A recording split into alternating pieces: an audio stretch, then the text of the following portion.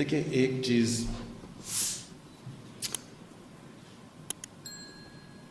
یہ ذہن میں ڈال لیں کہ جو پوٹینشل پاکستان میں ہے شاید ہی دنیا میں کسی ملک میں ہے. اس کے پوٹینشل کی مجھے جو سب سے زیادہ افسوس ہوتا ہے کہ ہمیں خود پاکستانیوں کو اندازہ نہیں ہے. میں سمجھتا تھا کہ بہت پوٹینشل ہے کیونکہ میں پاکستان کے ساتھ بڑا ہوا. ہم نے اس ملک کو بڑی تیزی سے اوپر جاتے دیکھا, پھر ہم نے اس ملک کو نیچے آتے دیکھا, تو ہمیں پتہ ہے کہ یہ کدھر جا سکتا تھا. 60s کے اندر یہ ساری دنیا 60 کی دہائی میں دنیا پاکستان کی مثال دیا کرتی تھی. ایک کتاب نکلی تھی جس میں پاکستان کے متعلق انہوں نے کہا تھا کہ سارے ایشیا کا کیلیفورنیا پاکستان بننے جا رہا ہے, سب سے خوشحال طبقہ.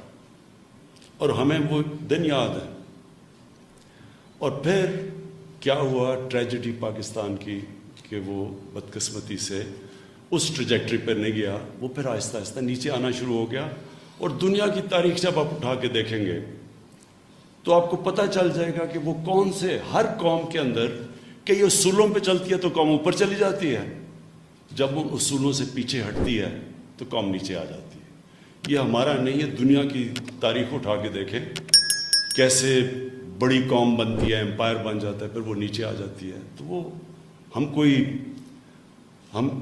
اگر ہم جو اللہ کے بنائے ہوئے قانون, جو ہم جب مدینہ کی ریاست کی بات کرتے ہیں تو مدینہ کی ریاست میں سرکار مدینہ نے کئی قانون بنائے تھے, انہوں نے کئی پرنسپلز رکھے تھے جس کی وجہ سے وہ قوم اوپر گئی تھی.